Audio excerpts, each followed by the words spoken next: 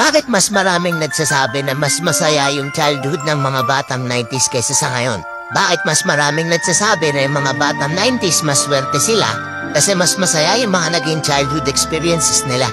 Simple lang. Mga batang 90s pakinggan nito. Lapit ka konti. Nung panahon natin hindi pa uso cellphone. Hindi pa uso yung puro Mobile Legend. Lalaro ka sa cellphone, manonood sa cellphone. Lahat ng laro natin nung bata tayo puro physical. Naalala mo pa ba yung lalabas ka sa hapon para lang makipaglaro sa mga kaibigan mo? Yung tipong nababadtrip ka na kasi nabuburot ka na sa laro. Pero tuloy ka pa rin kasi masaya ka makipaglaro sa kanila. Yung tipong lalabas ka ng alas 3 ng hapon hanggang alas 6 hindi ka na pwede magpagabi kasi mapapalo ka. Pero yung maiksing oras na yun para makapaglaro ka, pakiramdam mo ang haba-haba na. Naalala mo pa ba? Pagdaling mo sa eskwela, madaling-madali ka kasi may papanoorin ka pa. Oo, kasi yung mga palabas sa TV noon, puro pambata pa. Puro cartoons, may mga anime pa. Nakakatuwa kasi yung mga palabas noon talagang nakakatulong sa bata.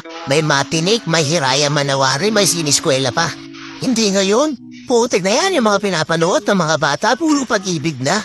Puro drama, di ba? Mapapang umaga ka man o panghapon ka man sa klase, makakapanood ka. Naaalala mo pa ba? Yung nagtutulog-tulugan ka sa hapon sa mama mo para lang makaiwas ka sa palo niya. O teka, naririnig mo ba yun? Oo, paulan na. Gigising ka ng madaling araw, nag-aabang ka ng balita. Then umuulan na, sana walang pasok. Yung tipong kahit hindi pa nag-a-announce sa balita, pag lumakas yung ulan ng ganyan, anak, huwag ka nang pumasok. Manood ka na lang sa TV ha. Maikipagtagpisaw ka sa ulan kasama ibang mga bata. Nakakamiss yung mga panahong wala ka pang pinoproblema. Nakakamiss yung mga panahong wala ka pang responsibilidad at obligasyon.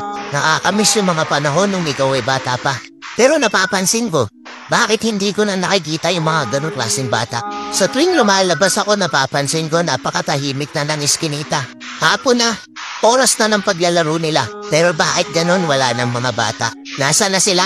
Napokus na sa kaka-cellphone. Hindi na lumalabas ng bahay. Mas minaigi na alam nilang mag-cellphone at manood ng mga bagay na wala namang kakwenta-kwenta.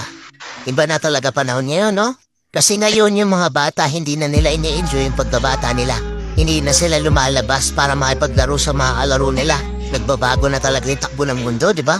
Kaya kung ako tatanungin, oo. Masaya ako na naging parte ako ng batang 90s na to.